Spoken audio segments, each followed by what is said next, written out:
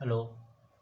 मैं डॉक्टर रणधीर शर्मा अपने चैनल पे आपका तहे दिल से स्वागत करता हूँ। फ्रेंड्स, आज हम जानेंगे प्राइवेट पार्ट के बारे में कि प्राइवेट पार्ट में क्या चीज़ क्या किस समय कैसे होता है।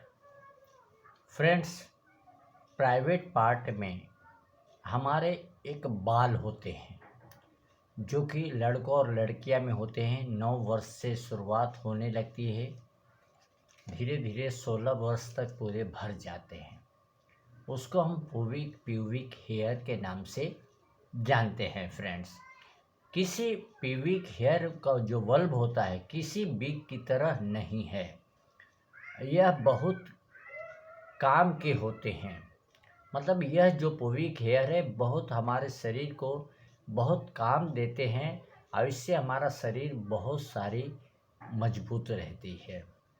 ये आपके जम्स यानी जो प्राइवेट पार्ट में जो बाल आते हैं जिसको प्यूबिक हेयर बोलते हैं, उससे क्या प्राइवेट पार्ट में जो भी जम्स होगा या कोई इन्फेक्शन होगा या किसी प्रकार से घर्षण होता है, जैसे कि कोई चमड़ी में घस जाती है तो इचिंग वगैरह आती है, ऐसे घर्षण को यह बाल हेयर जो रहता है हमें संभालता है, उसको मजबूती करता है।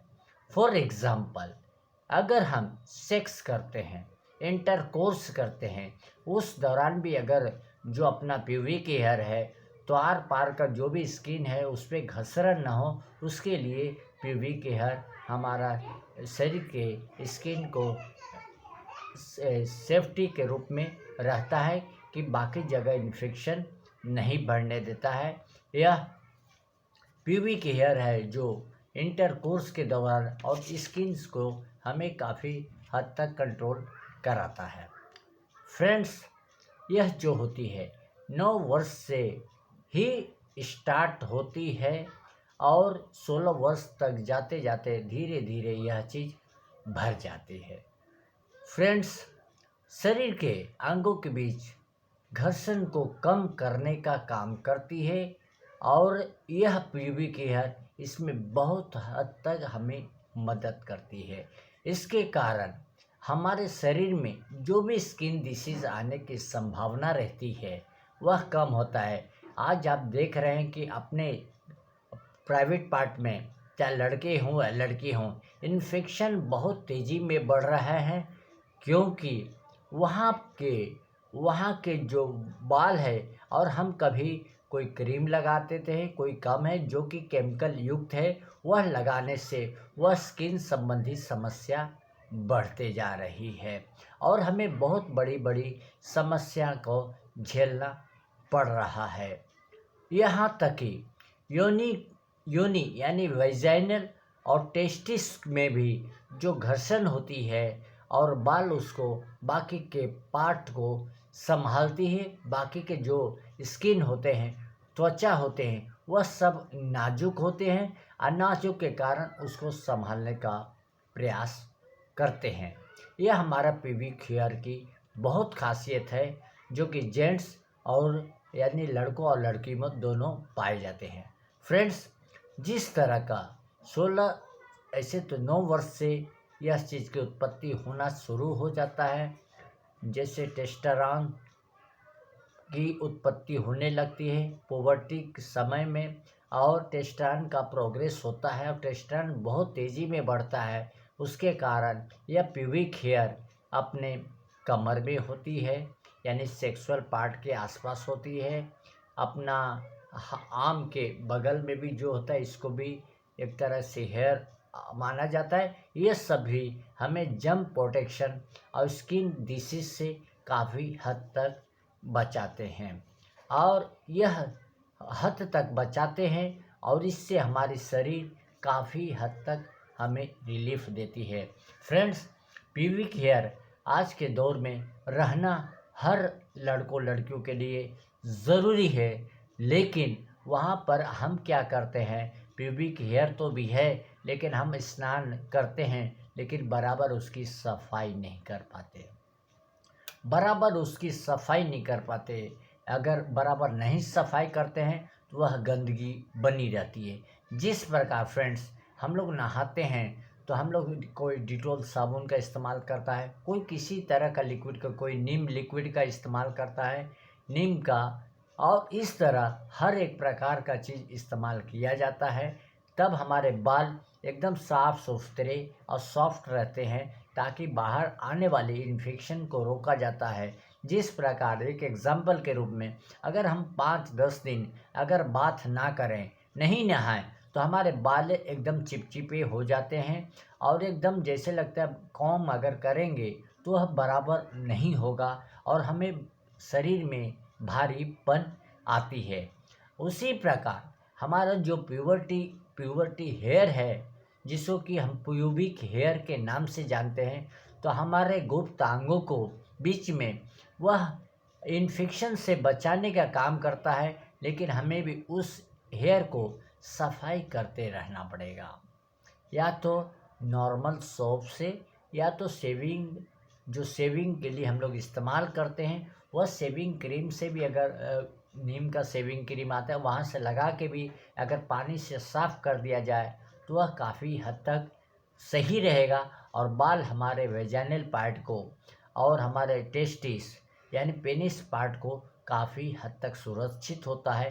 नहीं तो आज तक आप जाने हैं कि आज पूरे भारत का नहीं पूरे विश्व का रिकॉर्ड है कि जहाँ पर अगर सफाई नहीं होती है, दाने जैसे वो भरने रखते हैं, उसके लिए कई एलोपैथी दवाइयाँ लोग खाते हैं और उसकी तकलीफ़ बढ़ जाते हैं और इन्फेक्शन और तेज़ी में बढ़ते रहता है।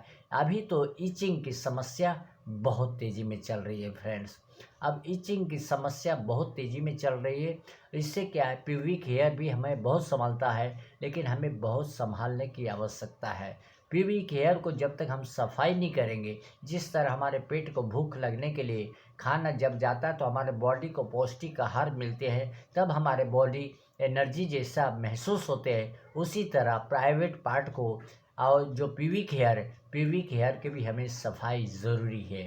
प्यूबिक हेयर अगर है, अब ज़्यादा हद तक अगर प्यूबिक हेयर बढ़ जाते हैं तो हमें मार्केट में तो बहुत सारे क्रीम आ रहे हैं, ट्रिमिंग क्रीम आ रहे हैं, हेयर रिमूवर क्रीम आ रहे हैं, बहुत सारे क्रीम आ रहे हैं, लेकिन हमने क्या पाया है, वह चीज़ लगाने से क्योंकि केमिकल उसमें ज़्यादा पाया जाता है, इसलिए इन्फेक्शन काफ़ी तेज़ी में बढ़ रहा है। उस इन्फेक्शन को दूर करने के लिए लोग चर्म रोग के डॉक्टर के पास जा रहे हैं, लेकिन उनका यह चीज़ का आराम नहीं हो पा रही है और वह परेशान होते जा रहे हैं। तो इसलिए मैं सभी लड़कों लड़कियों मेल फीमेल से आह्वान करना चाहता हूँ कि आप सिंपल चीज़ का इस्तेमाल करें। रेज़र ब्लेड ले लें और नॉर्मली से उसको ब्लेड से धीरे धीरे कटिंग कर लें, और कटिंग कर लेंगे तो यही हो सकता है थोड़ा सा कट जाएगा, लेकिन आप दवा करके नॉर्मल दवाई देके ठीक हो सकते हैं। लेकिन जो हेयर रिमूवर है, यह सब चीज़ का जो इन्फेक्शन होगा यह जल्दी ठीक होने वाली नहीं है। और आप लोग यानी कि जितने भी भाई जो स्त्री पुरुष हैं, लड़के लड़कियां हैं, सभी लोग परेशान हो रहे हैं और उससे दवाइयों पर खर्चा लाखों करोड़ों में ये चीज़ भेज रहे हैं और अपने आप को परेशान से मुक्त नहीं हो पा रहे हैं। तो इसलिए मैं सभी से यही आह्वान करूंगा कि आज मार्केट में प्लास्टिक का रेज़र ब्लेड मिलती है, आप ब्लेड ले लें, या तो अभी और भी आसान तरीके आ गए रेज़र का कि ताकि आप रेज़र से जो रेज़र ब्लेड जो दाढ़ी बनाने का काम आता है उसको ले और नॉर्मल ब्लेड लें, और जो कि न्यू लें। हमेशा जूने का इस्तेमाल ना करें, नए ब्लेड हमेशा रहें। और प्यूबिक हेयर को उसको बराबर सफाई करें हफ्ते में, और नहीं बनता है तो सेविंग क्रीम वहाँ लगाएं और फिर बाद में धीरे धीरे करेंगे। सेविंग क्रीम लगाने से क्या होगा कि आपका उसका उधर का चमड़ा एकदम मुलायम हो जाएगा और रेज़र ब्लेड से उसका आप सफाई कर सकते हैं। और ऐसे भी आप कोई भी सेविंग क्रीम करके उसको बार बार लगाएंगे, फेस करेंगे 2-5 मिनट के लिए, और 5 मिनट रहने देने के बाद में या तो नीम लिक्विड का इस्तेमाल करेंगे अगर 5-10 मिनट, तो वहाँ से जो प्यूबिक हेयर में तो जम्स वगैरह रहेगा वो सफाई हो जाएगा और हमारा वजाइना पेनिस यह पार्ट सुरक्षित रहेगा। नहीं तो आने वाला कल बहुत भयानक बीमारी आ जाएगा जो हम नहीं समझ पाते हैं कि और भी क्या बीमारी आ सकती है।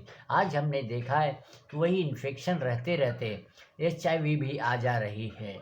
HIV होते होते एड्स भी आ जा रहा है, जो कि एड्स HIV का बोला था कि ब्लड सेक्स रिलेशन द्वारा आता है, लेकिन आज हमने देखा है कि क्रीम द्वारा भी बढ़ते जा रही है और इन्फेक्शन रहने से, गंदगी रहने से कीटाणु अपने आप पनप रहे हैं, जो कि ब्लड में अपना कपड़ा सफाई होती है, एक दूसरे के माध्यम से ब्लड का भी संचार अपने शरीर में लग सकती है। इसलिए हमारे प्राइवेट पार्ट को बहुत संभालना है और हमेशा लेज़र से इस्तेमाल करना है। लेज़र ब्लेड ले लें, न्यू ब्लेड लें, हमेशा सफाई करें। लेकिन मार्केट में बहुत सारे केमिकल युक्त क्रीम है, उसे इस्तेमाल बिल्कुल ना करें, क्योंकि क्रीम वाला सोप भी आ रहा है कि सोप लगाओ हेयर रिमूवर के नाम से, लगा दो और 10-20 मिनट के बाद में सारे बाल झड़ जाते हैं।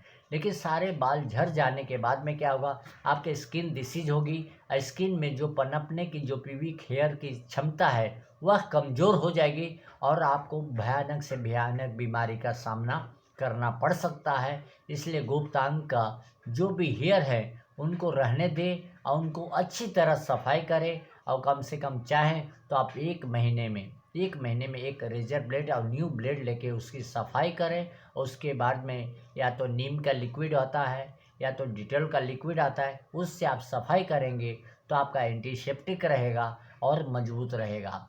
और आप इस तरह का सारे काम करते हैं। अगर किसी प्रकार की और समस्या होगी तो हमारे इलेक्ट्रो होम्योपैथी के डॉक्टर से संपर्क करें, तो आपको आसान से आसान मेडिसिन देंगे ताकि आपके बॉडी को तकलीफ़ नहीं